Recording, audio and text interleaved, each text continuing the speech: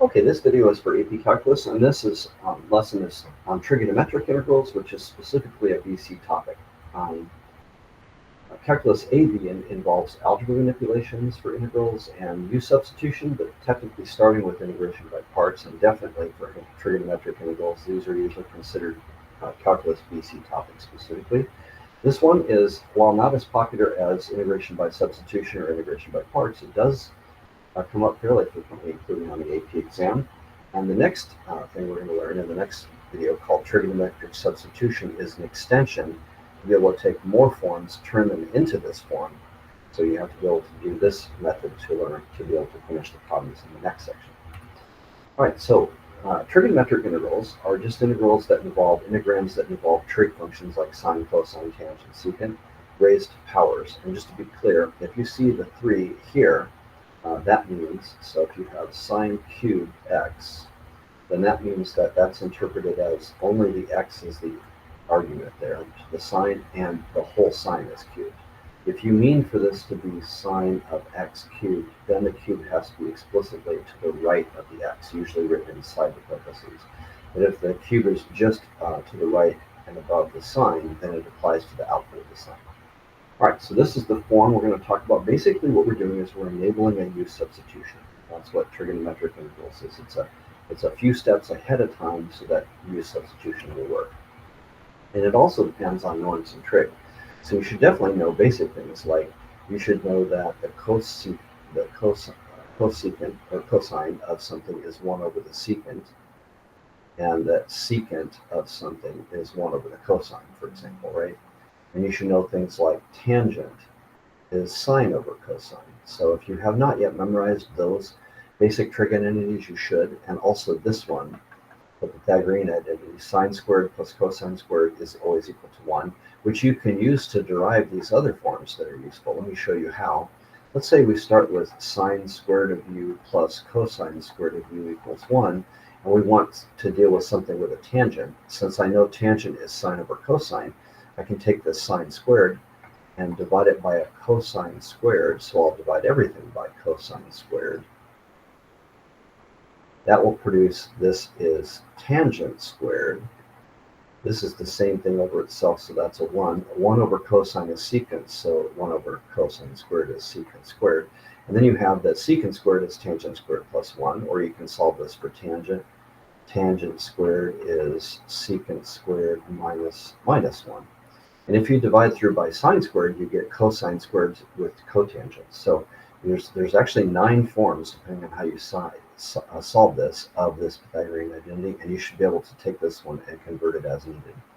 We're also going to need what are called the power-reducing trig identities in certain cases. Sine squared turns out as 1 minus cosine 2u over 2, and cosine squared is 1 plus cosine of 2u over 2. We will need those to handle certain cases. And of course, you should also know the derivative and antiderivative shortcuts for the trig functions. Okay, so let's say that we're going to try to deal with this. Integral of sine cubed of x cosine to the 4th of x. So on the side, I'm going to say, well, I know that since I have powers of sines and cosines, I could either, I know that sine squared is going to equal 1 minus cosine squared, and cosine squared is equal to 1 minus sine squared, which means if I decide to put everything in terms of cosines, I could convert them to sines. And if I decide to put everything in terms of sines, I could convert them to cosines. So off on the side, I might just, like, ahead of time anticipate what the u substitution is going to be. Let's say, what if I decided to try to get everything in terms of cosines? So I'm going to define that cosine of x is u. Then what would the du be? Well, the derivative of cosine is negative sine x dx. And that means that du will be negative sine of x, that's just derivative, times dx. And that means that along with the dx, I have to reserve a sine x on the side. All right, so what we'll do is we'll take the integrand as is, sine cubed cosine to the 4th. I'm going to take this sine cubed and split one of the sine x's off on the side, and I'm going to keep it on the side always, because I know I need that to allow a u substitution to work if I make cosine of x the u. Okay, so now that that's true, then the goal is to convert everything into cosines so that I can do this u substitution. I already have cosines here, this cosine to the fourth, but I have this sine squared. However, because of the Pythagorean identity, I can replace that sine squared with 1 minus cosine squared. And then I can distribute this cosine to the fourth here, which gives me cosine to the fourth minus cosine to the sixth, and then both of those times sine x dx. And then I can split these into separate integrals. So I've got this cosine to the fourth times sine x in one integral, minus a cosine to the sixth sine x in the other integral. And then I can now do this u substitution, right? So I'm going to make the u cosine of x. That means the du is negative sine x dx. So this cosine to the fourth becomes u to the fourth, and this sine x dx becomes negative du. And then in this integral, I have minus integral of u to the sixth, and then the sine x dx becomes negative du. So if I take the negative out here and the negative negative is a plus, you just do the power rule here. So that is 1/5 u to the fifth, 1/7 u to the seventh, and then substitute cosine back in for the u. And so it's negative 1/5 cosine to the fifth, plus 1/7 cosine to the seventh, and then plus c, and you're done. That's it. That's really the whole idea behind trigonometric integrals. It's simply a u substitution. The trick is we have to use some trig identities to be able to figure out what to reserve on the side here, along with the dx, to enable the u substitution to work. So we're just going to look at some examples here. Let's see. Yeah, so this first one, now let's do something else before we start that. Why did I choose to make u cosine instead of u sine? Let's explore that a little bit more. I could have done this. I could have made u sine here, okay? Now, what would have happened if I had done that? Then that means the derivative would mean that I would be having a cosine x dx, and I would be observing a cosine on the side here, right? So I would have, here's my original integral, sine cubed cosine to the fourth. And then when I kept a cosine, I would have a sine cubed, I would have cosine cubed, and then I have my cosine x dx. I would save my cosine for the side here, right? But then I need to be able to convert everything into sines. These are already sines, but then I could take this and write this as cosine squared of x times cosine of x, and this part could convert into 1 minus sine squared. We've got the sine cubed here, right? But then we would have this extra cosine left over, and that means that there's nothing I can do to easily convert this leftover cosine to sines. So the correct choice here was to reserve a sine and try to convert it into cosines. Why was that? Because I had an odd power for sine, which means that if I were to take one off on the side, I'm left with only even powers of the trig functions. And even powers are good because I can always change even powers into the other form, right? If I have an odd power, then I really shouldn't take this even power here and make it an odd power and then have two odd powers, because if I end up with two odd powers, the whole thing is going to fall apart because I'm going to be left with an extra trig function that I can't convert. So the right choice here was to go for u as cosine, because that means that I'm going to have to reserve the derivative of that, the sine. That changes this from an odd power to an even power, and now everything is even after I've kept my thing on the side, so everything worked out. Now, this problem here has an odd for both sine and cosine. So in this case, it doesn't matter which one I do, because one of those is going to be changed to even. And then, so I could choose either one here. Either one is equally well. So they're equally good. So let's go ahead and, just for a difference, let's make the u. So I'm going to do the u sub ahead of time. Let's make the u sine this time. So it doesn't really matter which one I choose here. The derivative here would be, derivative is cosine, and therefore du is cosine x dx. which means I need to keep a cosine of x off on the side to make my du. So I'm going to split this cosine up. Maybe we could write it this way. It is sine cubed, no change there. This is going to be cosine squared of x. I should be precise with the things here. I'm going to keep one cosine x on the side. I like to underline it to prevent me from using it. And then because this is going to enable this u substitution, I want everything to be sines, which means now I'm going to rewrite the cosine squared. I think this is the best way to show work because you're showing each step as you go, and that way the scores for AP have nothing to complain about here. Some people insist that we write an equal sign here, which is not a bad idea to say this is equal. And I like to work vertically. This is good too. Right, then I can just distribute this sine cubed. So this is equal to sine cubed of x minus sine cubed times sine squared is sine to the fifth of x, and then times cosine of x. And then we're going to split into two integrals here. So I've got sine cubed of x with the cosine of x dx. And then I've got sine to the fifth of x, also times cosine of x dx, which means now I can do this u substitution. So all the signs get replaced with u's, which means now this is u cubed, and that is du, the cosine of x dx, minus u to the fifth du. So this is 1/4 u to the fourth, minus 1/6 u to the sixth plus a c, and then I'll substitute sine back in for the u. So it's 1/4 sine to the fourth of x minus 1/6 sine to the sixth of x plus c, and we're done.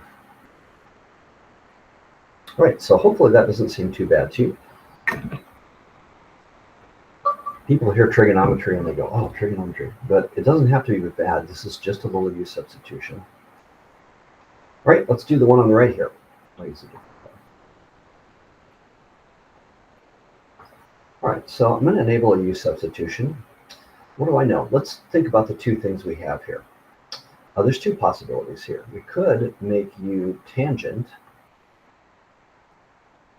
and the derivative of tangent is secant squared. So that means we would have a secant squared x dx, right? Or we could make the secant du, the derivative of that would be secant times tangent dx, right? So I either have to keep a secant and a tangent, or I have to keep a secant squared on the side. If I keep a secant and a tangent, then that means this would turn into a tangent times a secant, which means I have odd powers. So I'm not going to be able to use that to convert from tangents to secants and back. So I'm not going to use this one. I'm going to use this one. The goal is to get everything in terms of tangent, and that means we're going to keep a secant squared on the side. So yeah, it's all ready to go. This is going to be the du, right? This is going to be u, so let's go ahead and start substituting. This now is u squared. This is du, right? And that means that this is equal to 1/3 u cubed plus c, which means this is 1/3 times tangent cubed of x plus c. And we're done. Not hard at all. Okay, as always, you can try pausing these things and then try again. So now this one, actually probably we would need to talk about this before you can do this. So let's do these two. Single trig functions that are not to a power, they're usually going to either be shortcuts or they're going to need algebra or trig substitutions to work. So we're not going to really use this unless we have powers of 2 typically. We already know that this is just an antiderivative shortcut. So the antiderivative of cosine is simply sine, right? And for tangent, what we can do is we can do a trig substitution. We did talk about this in the lesson video on algebra substitutions. Tangent is equal to sine of x over cosine of x. And that means we can use the entire denominator as the u. So it does enable a u substitution for cosine of x.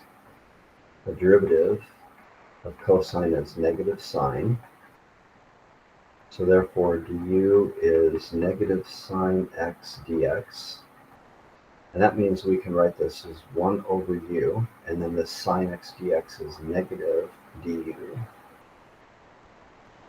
So this is negative natural log of the absolute value of u plus c, negative natural log of the absolute value of cosine of x plus c.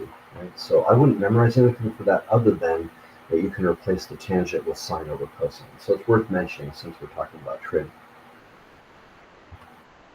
But what about this one, secant? So this one definitely deserves some discussion. There is a special substitution that you can do here, which is totally not intuitive. So I'm going to show it to you, but then we're going to memorize the result and add it to our list to do this as a trig shortcut. So secant. If you were to do the derivative, let's do a u substitution. Let's have u be secant. Right? The derivative, the u dx, would be secant times tangent, but there's no way I can get a secant and a tangent from a secant directly. So direct u substitution like that is not going to work. Okay? The thing that's non-intuitive is if you were to instead make u secant of x plus tangent of x. This is not intuitive, you wouldn't think of this, but if you did that, what would the derivative of that be? The derivative du dx would be the derivative of a secant is secant times tangent,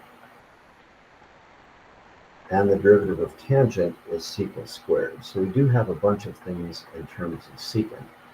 So that means that du would be, I'm going to reverse the order of that, secant squared of x plus secant times tangent dx. Okay.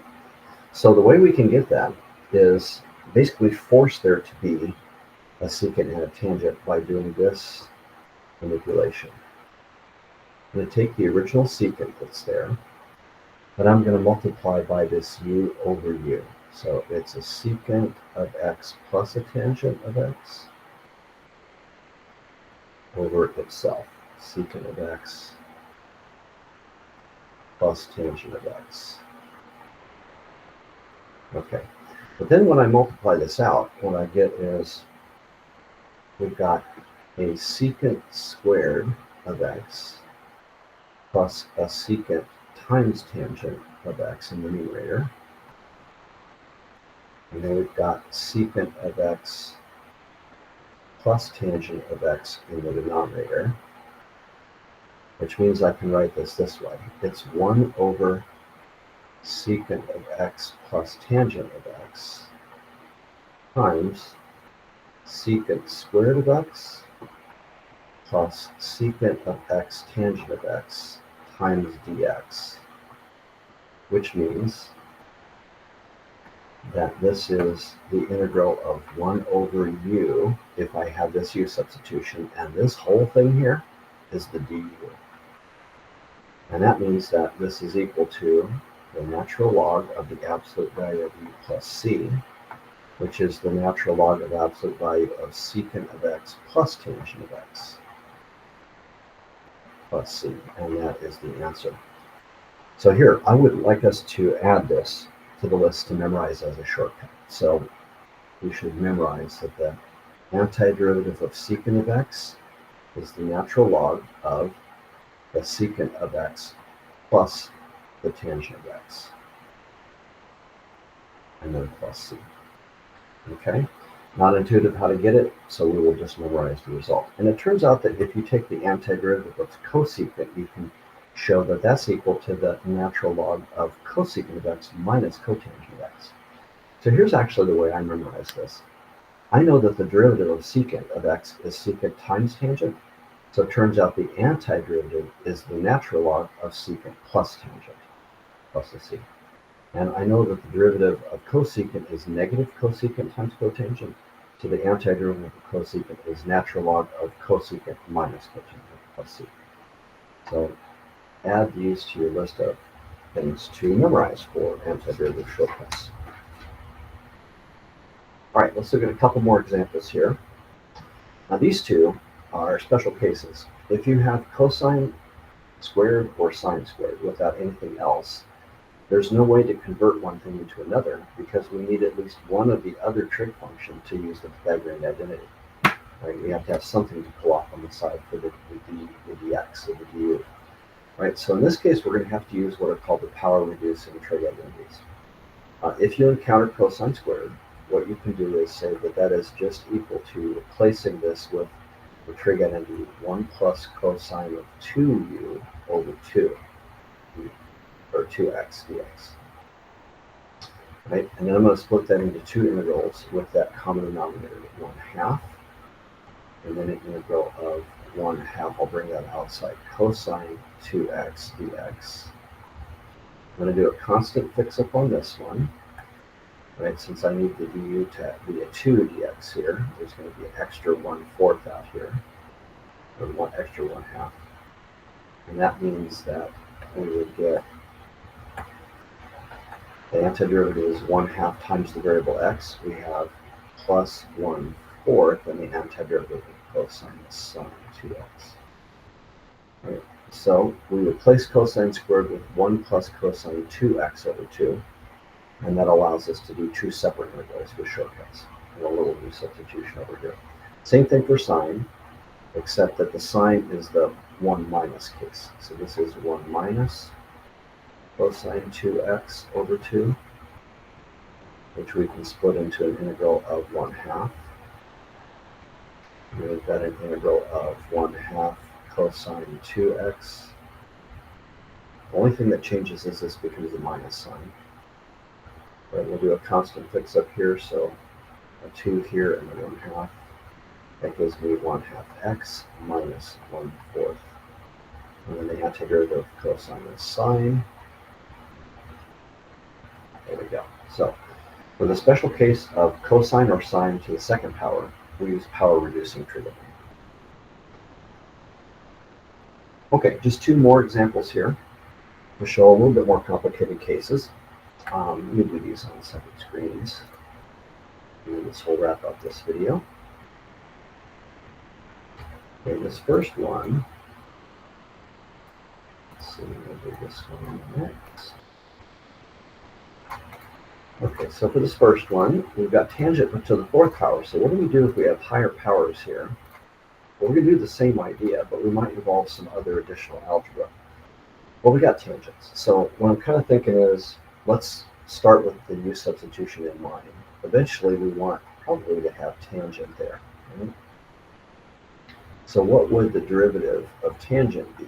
That's going to be secant squared of x. So du is a secant squared of x dx. So I somehow have to get secant squared so that I can have something to reserve. I don't even have that here. Right? But I also know that I have my Pythagorean identity. Sine squared plus cosine squared is equal to 1. And I can make the version with the tangents here by dividing everything through by cosine squared.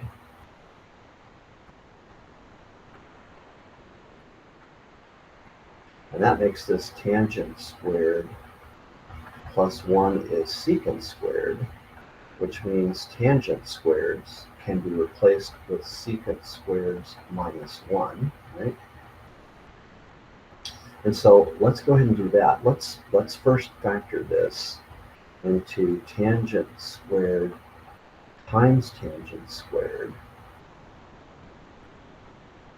And then let's change one of these tangent squareds into secant squared minus 1 to get some secant squareds.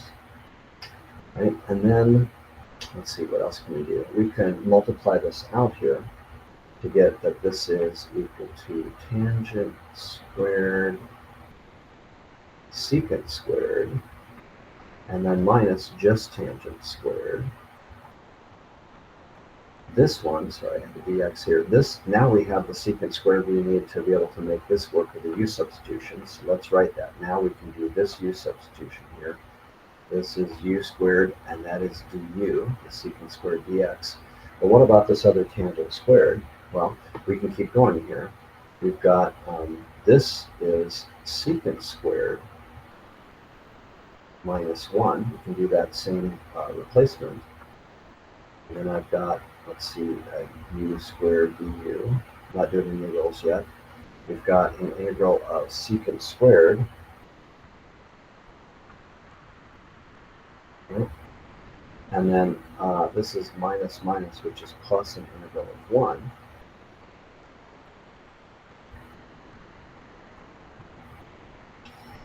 And then, okay, so for this one, we can do this u substitution. This is now just 1/3 u cubed, which becomes 1/3 tangent cubed, right? And what about this?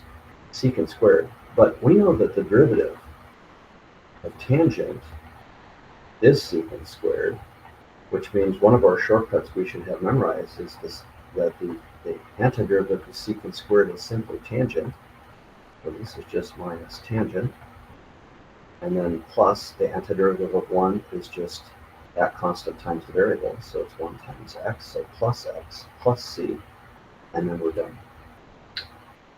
So by splitting the tangent to the fourth into two tangent squares and taking one of them and converting to the secant squared minus 1, we can split into two integrals. This enables the trig integral u substitution, u is tangent of x, and the remaining sine secant squared, tangent squared can be split again, and then that secant squared is a shortcut, and that plus 1 is a shortcut. Okay, last example, we have cotangent to the fifth, sine to the fourth. All right, well, let's see. What could we do as far as separations here? Well, cotangent is, let's look at that. If tangent of x is sine over cosine, then that means cotangent of x is cosine over sine. Right? And that means that we could replace this cotangent to the fifth with cosine of x to the fourth over sine x to the fourth. Would you agree with that? Sorry, this is to the fifth. Oh, let's write it this way. This is cosine x over sine x to the fifth. Now we have a sine to the fourth x. That means I could write that as cosine to the fifth of x over sine to the fifth of x, and then I have a sine to the fourth of x dx. So I'm taking a different approach. I've got a mixture of cotangents and sines, whereas this was just tangents, this was cosines. Back here we had secants. And if you have like tangents with secants and these turn into each other with the Pythagorean identity, we can just use the Pythagorean identity itself. But here we have a cotangent, but not mixed with cosecants, it's mixed with sines. So I'm taking the approach of trying to get the cotangent to be in terms of cosines and sines. Right, but that means that if I have 5 sines at the bottom and 4 on the top, these are going to cancel off, leaving just 1 sine on the bottom. All right. So since that's in the denominator, what if we did a u substitution with that as the sine, as if that is the u? Then the derivative du dx would be cosine of x. So du is cosine x dx. And that means I could take one of these cosines out of here off on the side. So that means I could write this as 1 over sine of x. This cosine to the fifth, I could split it up into a cosine to the fourth of x and another cosine, which I can reserve for use for a u substitution. And this u substitution will work if everything is sines. But for this cosine to the fourth, I can use the Pythagorean identity. Sine squared plus cosine squared equals 1. So cosine squared is 1 minus sine squared. I could split this into cosine squared times cosine squared times cosine x. And then each of these I can expand into 1 minus cosine squared. So I have 1 over sine. This would be 1 minus sine squared of x times another 1 minus sine squared of x times the cosines of x. We haven't done any antiderivatives. We're just doing trig identity substitutions. And then what if I did FOIL here? I'd have a 1 over sine x. And we would have, let's see, 1 minus 2 sine squares of x's plus sine to the fourth of x, and then cosine of x dx.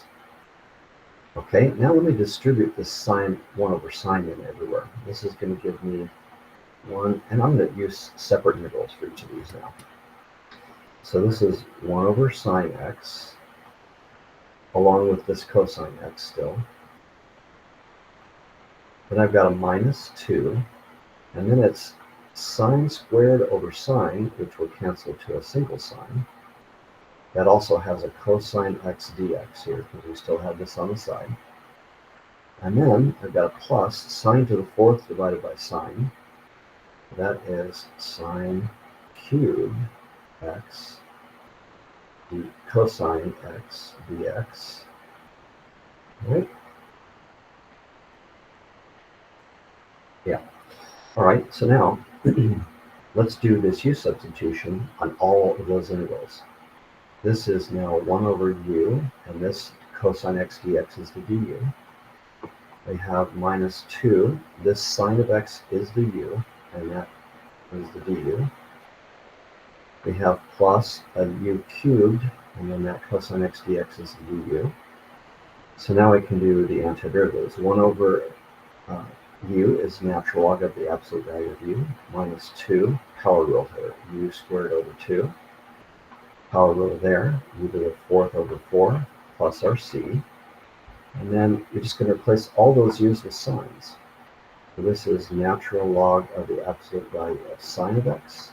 The 2's cancel. Minus sine squared of x plus 1/4 sine to the fourth of x plus a c, and then we're done. So a lot of stuff going on in that problem. Each one is a little different, but I think with the examples we've shown in the video here, we can kind of see the sort of techniques that'll work.